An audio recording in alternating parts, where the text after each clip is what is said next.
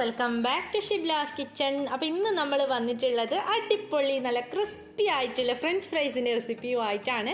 ഇപ്പോൾ ലോക്ക്ഡൗണൊക്കെ ആയിട്ട് നമുക്ക് റെസ്റ്റോറൻറ്റിൽ പോയിട്ട് ഒന്നും കഴിക്കാനൊന്നും പറ്റുന്നില്ലല്ലോ. അപ്പോൾ അതുകൊണ്ട് തന്നെ കുട്ടികളൊക്കെ ഫ്രഞ്ച് ഫ്രൈസ് ചോദിക്കുകയാണെങ്കിൽ നമുക്ക് വീട്ടിൽ തന്നെ നല്ല എളുപ്പത്തിൽ അതുപോലെ നല്ല പെർഫെക്റ്റ് ആയിട്ട് തന്നെ തയ്യാറാക്കി എടുക്കാൻ പറ്റും. നമുക്ക് KFCന്നും അതുപോലെ തന്നെ മക്ഡൊണാൾഡ്സിന്നും ഒക്കെ കിട്ടുന്ന സെയിം ടേസ്റ്റിലുള്ള ഫ്രഞ്ച് ഫ്രൈസ് നമുക്ക് എങ്ങനെയാണ് എളുപ്പത്തിൽ വീട്ടിൽ തയ്യാറാക്കുന്നതെന്ന് നോക്കാം. അപ്പോൾ വീഡിയോ ഇഷ്ടമാവുകയാണെങ്കിൽ നിങ്ങൾ തീർച്ചയായിട്ടും ലൈക്ക് ചെയ്യാനും ഷെയർ ചെയ്യാനും കമൻറ്റ് ചെയ്യാനും ഒന്നും മറക്കരുത്. അതുപോലെ തന്നെ എൻ്റെ ചാനൽ ആദ്യമായിട്ട് കാണുന്നവരാണെന്നുണ്ടെങ്കിൽ സബ്സ്ക്രൈബ് ചെയ്യാനും മറക്കരുത്. അപ്പോൾ നമുക്ക് വേഗം തന്നെ വീഡിയോയിലോട്ട് പോവാം.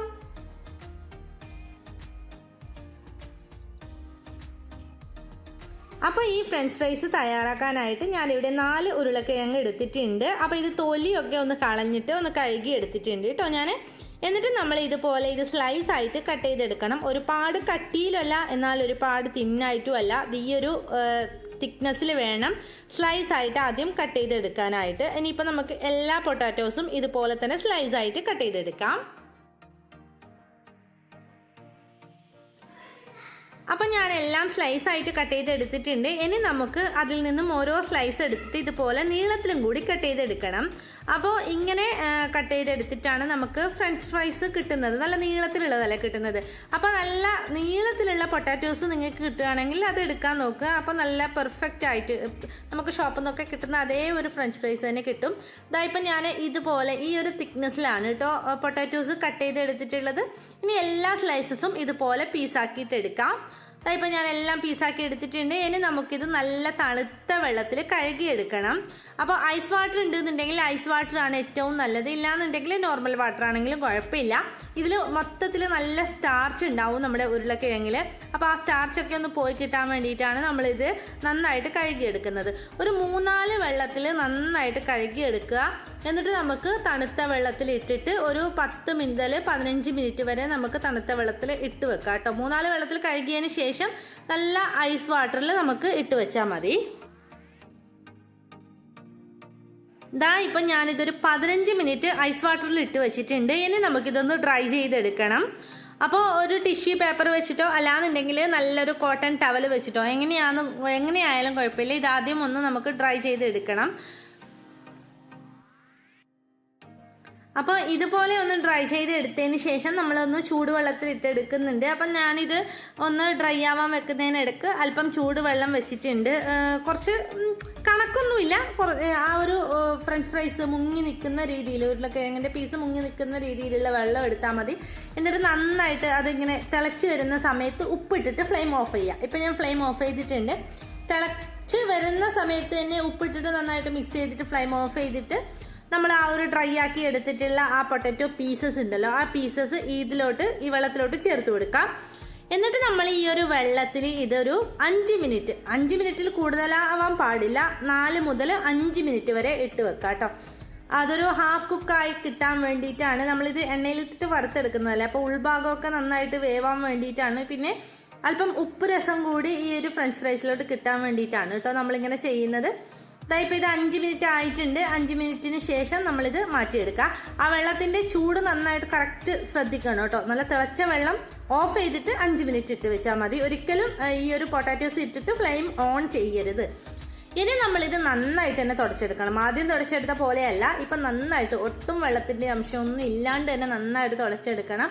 ഒരു ടിഷ്യൂ പേപ്പറിൽ ആദ്യം തുടച്ചെടുത്തതിന് ശേഷം വീണ്ടും ഒരു കോട്ടൺ ടവലിൽ ഇട്ടിട്ട് ഞാൻ ഒരു 10 മിനിറ്റ് ഫാനിന്റെ ചുവട്ടിൽ വെച്ചിട്ടുണ്ടായിരുന്നു, നല്ലതുപോലെ ഡ്രൈ ആയി കിട്ടാൻ വേണ്ടിയിട്ട്. ഇപ്പോൾ ഒട്ടും വെള്ളത്തിന്റെ അംശമൊന്നും ഇല്ലാണ്ട് നല്ല ഡ്രൈ ആയിട്ട് തന്നെ നല്ല ക്ലീൻ ആയിട്ട് തന്നെ കിട്ടിയിട്ടുണ്ട്. ഇനി നമുക്കിത് ഫ്രൈ ചെയ്തെടുക്കാം. അപ്പോൾ ആദ്യം നമ്മൾ ഫ്രൈ ചെയ്തെടുക്കാനായിട്ട് കുറച്ച് എണ്ണ എടുത്തിട്ടുണ്ട്. ഈ എണ്ണ നല്ലോണം ചൂടാവുന്നതിന് മുമ്പ് തന്നെ നമുക്ക് ഇട്ട് കൊടുക്കാം. ഒരു മീഡിയം ചൂടാവുന്ന സമയത്ത് നമ്മൾ ഈ ഒരു പൊട്ടാറ്റോ പീസസ് ഇട്ട് കൊടുക്കാം. എന്നിട്ട് നമ്മൾ ഇതൊന്ന് ഹാഫ് കുക്കാക്കി എടുക്കാം. ആദ്യം നമുക്കിത് എന്തായാലും മൊരിഞ്ഞ് കിട്ടില്ല. അപ്പം അതുകൊണ്ട് തന്നെ ഒന്ന് വേവിച്ചെടുക്കാം. കുറച്ച് നേരം ഒരു 4 മുതൽ ഒരു 5 മിനിറ്റ് വരെ ഈ എണ്ണയിലിട്ടിട്ട് നന്നായിട്ട് ഇതുപോലെ വഴറ്റിയെടുത്തിട്ട് ഒന്ന് കോരി മാറ്റാം. ഒരു ഹാഫ് കുക്കാവുമ്പം കോരി മാറ്റാം. ഇപ്പം ഇത് ഹാഫ് കുക്ക് ആയിട്ടുണ്ട്. ഇനി നമുക്കിത് കോരി മാറ്റാം. ഒരു ടിഷ്യൂ പേപ്പറിലോട്ട് തന്നെ മാറ്റുന്നതാണ് കേട്ടോ നല്ലത്.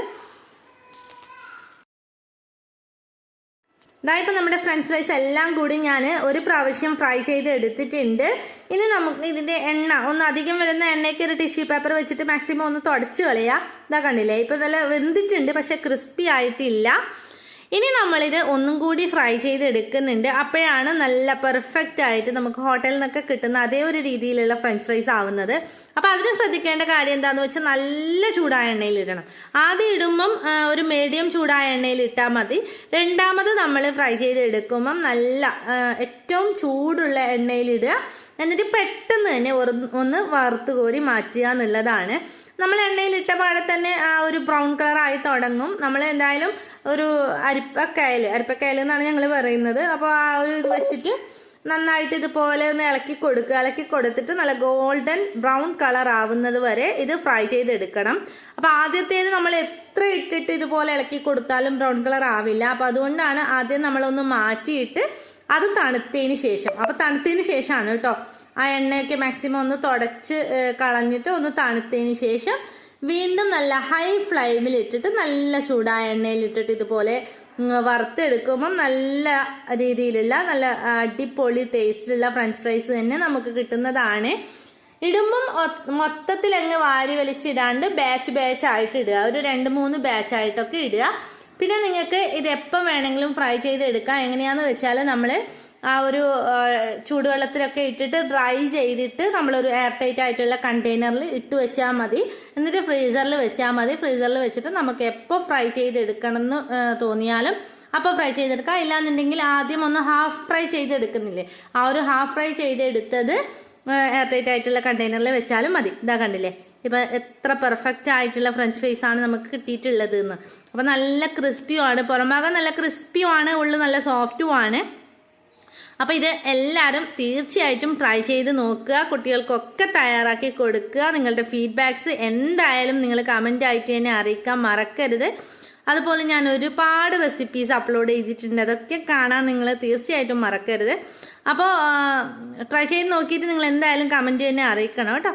അപ്പോൾ വീണ്ടും നല്ലൊരു വീഡിയോ ആയിട്ട് വരാം. അതുവരേക്കും എല്ലാവരും സുഖമായിട്ടിരിക്കുക. ഞാനൊന്ന് കാണിച്ചു തരാം. അതൊക്കെ നിങ്ങൾക്കിപ്പോൾ സൗണ്ട് കേൾക്കുന്നുണ്ടാവും. എന്തായാലും നല്ല ക്രിസ്പി ആയിട്ടുള്ളതാണെന്ന് നിങ്ങൾക്ക് സൗണ്ട് കേൾക്കുന്നുണ്ടാവും. ഇതാ കണ്ടില്ലേ, നല്ല കറുമുറ കഴിക്കാൻ പറ്റിയിട്ടുള്ള, പ്രത്യേകിച്ചിട്ട് ഇപ്പോൾ ഈ ഒരു മഴയത്തൊക്കെ കഴിക്കാൻ പറ്റിയിട്ടുള്ള നല്ലൊരു ഫ്രഞ്ച് ഫ്രൈസ് ആണ്. അപ്പോൾ എല്ലാവരും തീർച്ചയായിട്ടും ട്രൈ ചെയ്ത് നോക്കുക കേട്ടോ. അപ്പോൾ വീണ്ടും നല്ലൊരു റെസിപ്പി ആയിട്ട് വരുന്നത് വരേക്കും എല്ലാവരും സുഖമായിട്ടിരിക്കുക. Take care, bye bye, thank U.